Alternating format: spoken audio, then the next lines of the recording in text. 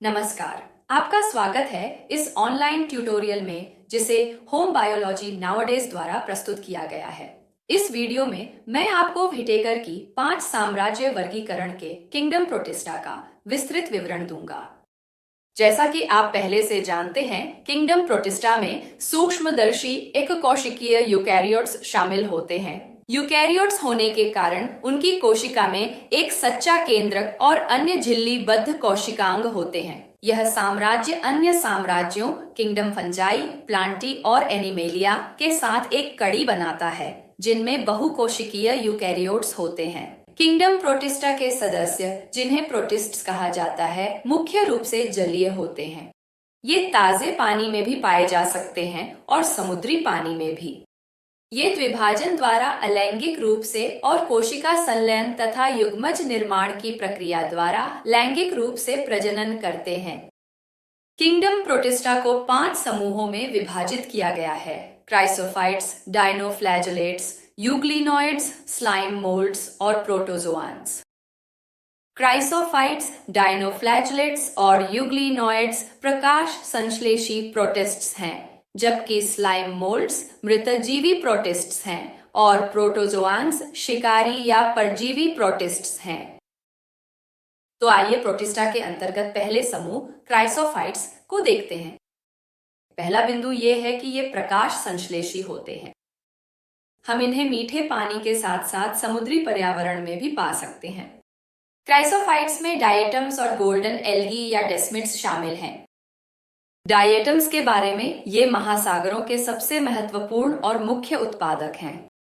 कई जीवित जीव भोजन के लिए इन पर निर्भर करते हैं। डायटम की कोशिका भित्ति 2 पतली, एक दूसरे पर छड़ी हुई खोलों से बनी होती है, जो साबुनदानी की तरह एक दूसरे में फिट होती हैं। कोशिका भित्ति के ऊपरी हिस्से को एपिथेका कहा जाता है। एपी का अर्थ है ऊपर और निचले हिस्से को हाइपोथेका कहा जाता है। हाइपो का अर्थ है नीचे। कोशिका भित्ति में सिलिका के जमाव होते हैं और इसी कारण से कोशिका भित्ति अभेद्य होती है। इन्हें नष्ट नहीं किया जा सकता। जब यह जीव मर जाता है तो इसके पीछे केवल इसकी कोशिका भित्ति ही बचती है। अरबों वर्षों में इस संचय के कारण महासागरों की सतह पर सिलिका के बड़े बड़े जमाव बन गए हैं, जिन्हें डायटमेशियस अर्थ या डायटोमाइट या कैसल गार्ड कहा जाता है। चूंकि यह स्वभाव से घर्षणकारी है, इसलिए इसका उपयोग पॉलिशिंग में किया जाता है। यह तेलों और सिरपों के छानने में भी उपयोग किया जाता है, क्योंकि डायटम की कोशिका भित्ति इन तरल पदार्थों में मौजूद छोटी से छोटी अशुद्धियों को भी पकड़ सकती है। अब डेस्मिड्स के बारे में, जो क्राइसोफाइट्स के अंतर्गत एक और जीवों का समूह है। चूंकि ये सभी जीव किंगडम प्रोटिस्टा से संबंधित हैं, इसलिए ये सभी एक कोशिकीय हैं। तो डेस्मिड्स भी एक कोशिकीय जीव हैं, लेकिन इनकी कोशिका 2 सममित भागों में बंटी होती है, जिन्हें एक संकीर्ण पुल द्वारा अलग किया जाता है। न्यूक्लियस इस पुल में स्थित होता है। प्रत्येक खंड में प्रकाश संश्लेषण के लिए एक बड़ा मुड़ा हुआ क्लोरोप्लास्ट होता है। अब प्रोटिस्टा के दूसरे समूह की ओर आते हैं, यानी डायनोफ्लैजेलेट्स। ये प्रकाश संश्लेषी होते हैं और मुख्यतः समुद्री होते हैं। ये क्लोरोफिल पिगमेंट के कारण हरे दिखाई देते हैं। ये बीटा कैरोटीन के कारण पीले और जैथोफिल पिगमेंट्स के एक समूह के कारण सुनहरे भूरे रंग के दिखाई देते हैं। इनमें से कुछ उदाहरण के लिए नॉटिलुक्स सिंटिलेंस बायोलुमिनेसेंस प्रदर्शित करते हैं। इस चित्र में पानी का चमकता हुआ नीला रंग इन डायनोफ्लैजेलेट्स द्वारा दिखाए गए बायोलुमिनेसेंस के कारण है। यह वास्तव में एक सुंदर दृश्य है। ऐसा माना जाता है कि डायनोफ्लैजेलेट्स अपने शिकारियों से बचाव के लिए बायोलुमिनेसेंस दिखाते हैं। डायनोफ्लैजेलेट्स का शरीर कठोर सेल्यूलोज प्लेटों से घिरा होता है।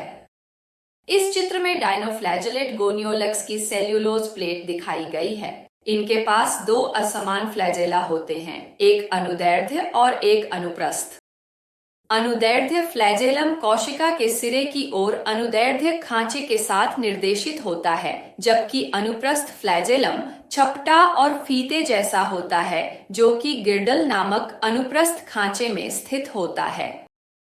कभी कभी गोनियोलक्स जैसे लाल डायनोफ्लैजेलेट्स तीव्र गति से विभाजित होकर ब्लूम्स का कारण बनते हैं।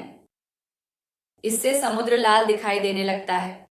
इसे रेड टाइड कहा जाता है। ये हानिकारक होते हैं क्योंकि ये ऐसे विषाक्त पदार्थ बनाते हैं जो समुद्र में रहने वाले जानवरों, जिनमें मछलियां भी शामिल हैं, को मार सकते हैं। अब आइए किंगडम प्रोटिस्टा के तीसरे समूह यूग्लिनोइड्स को देखें। ये मुख्य रूप से प्रकाश संश्लेषी होते हैं।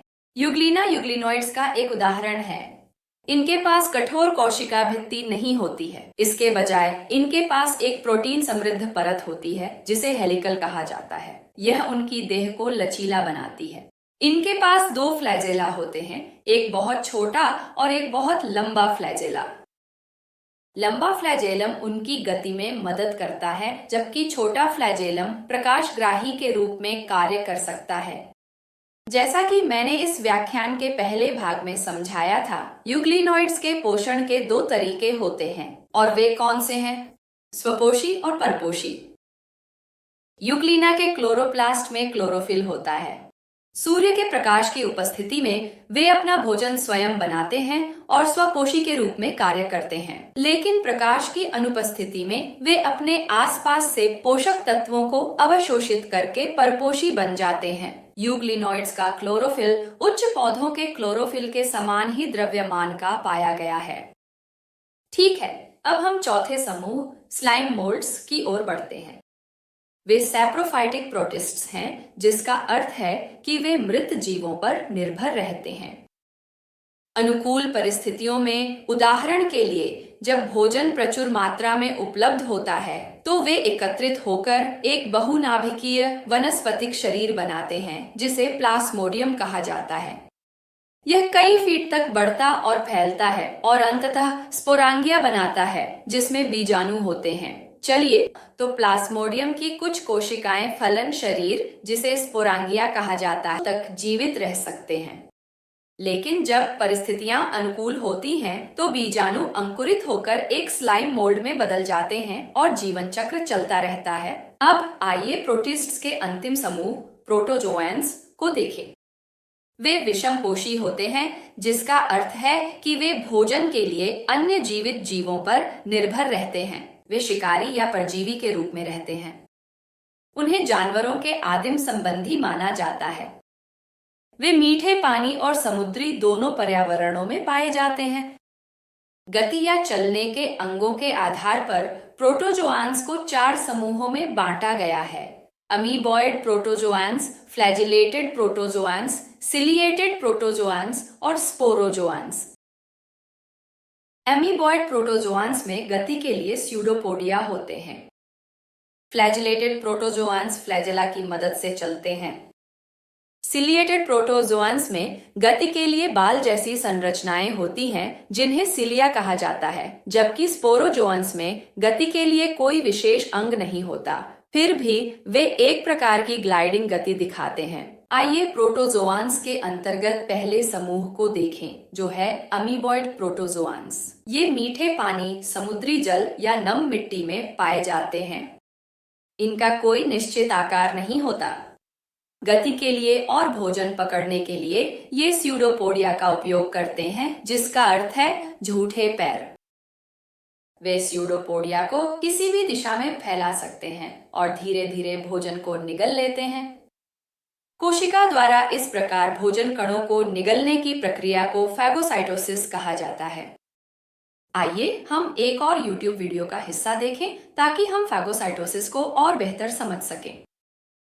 यहाँ आप देख सकते हैं कि कैसे एक अमीबा अपने स्यूडोपोडिया को फैलाकर अपने शिकार को पकड़ता है। याद रखें कि अमीबा एक कोशिकीय जीव है और यह देखना वाकई अद्भुत है कि यह अपने शिकार को कैसे पकड़ता है। पूरा वीडियो देखना न भूलें। नीचे दिए गए डिस्क्रिप्शन बॉक्स में लिंक जरूर देखें।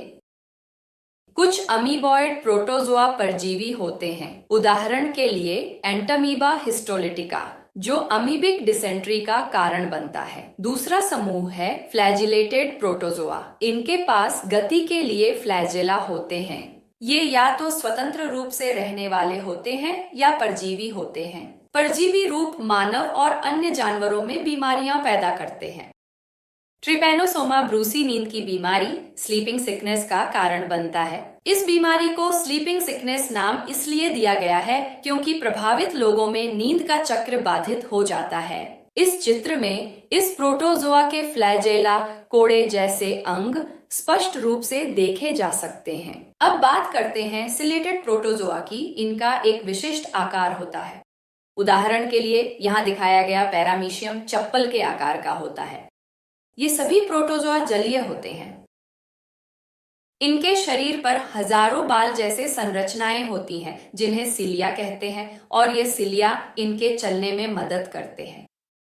इनके पास एक ऑरल ग्रूव मुख नाली होती है जो एक गुहा में खुलती है जिसे ग्लैड कहते हैं। और ये भोजन कैसे पकड़ते हैं? सिलिया की गति के कारण भोजन कणों के साथ पानी ओरल पोरे मुख छिद्र से होकर ग्लैड तक पहुंचता है। भोजन का पाचन फूड वैक्यूल भोजन रिक्तिका में होता है। अपशिष्ट पदार्थ एनल पोरे मल छिद्र से शरीर से बाहर निकाल दिया जाता है। प्रोटोजोआ का अंतिम समूह स्पोरोजोआ है। इन्हें स्पोरोजोआ इसलिए कहते हैं क्योंकि ये स्पोर बीजाणु नामक जनन कोशिकाएं बनाते हैं। इनके पास गति के लिए न फ्लैजेला होते हैं न सिलिया, लेकिन ये सरकने जैसी गति दिखाते हैं। ये परजीवी भी होते हैं और रोगजनक भी। उदाहरण के लिए प्लाज्मोडियम विवैक्स जो मलेरिया परजीवी है, मनुष्यों में मलेरिया का कारण बनता है। तो अब हमने किंगडम प्रोटिस्टा के सभी सदस्यों को देख लिया। ठीक है, मुझे लगता है कि आप में से कुछ लोग थोड़े भ्रमित होंगे क्योंकि मैंने इस वीडियो में दो अलग अलग जगहों पर प्लाज्मोडियम शब्द का उपयोग किया है, एक स्लाइम मोल्ड्स के अंतर्गत और एक स्पोरोजोआ के अंतर्गत। तो इन दोनों प्लाज्मोडियम में क्या अंतर है? पहला अंतर यह है कि स्लाइम मोल्ड प्लाज्मोडियम एक बहुकेंद्रकीय वनस्पतिक संरचना है जो व्यक्तिगत स्लाइम मोल्ड्स के एकत्रीकरण से बनती है, जबकि स्पोरोजोआन प्लाज्मोडियम मलेरिया परजीवी का नाम है और यह एक केंद्रकीय होता है। अब क्या आप मुझे दूसरा अंतर बता सकते हैं? स्लाइम मोल्ड प्लाज्मोडियम मृत टहनियों और पत्तियों पर निर्भर रहने वाला सैप्रोफाइटिक होता है, जबकि स्पोरोजोआन प्लाज्मोडियम परजीवी होता है जो मनुष्यों में मलेरिया का कारण बनता है। मुझे उम्मीद है कि अब सब कुछ स्पष्ट हो गया होगा। इस वीडियो के लिए बस इतना ही। इस व्याख्यान के भाग 4 में हम किंगडम फंगी को विस्तार से देखेंगे। देखने के लिए धन्यवाद। बने रहिए।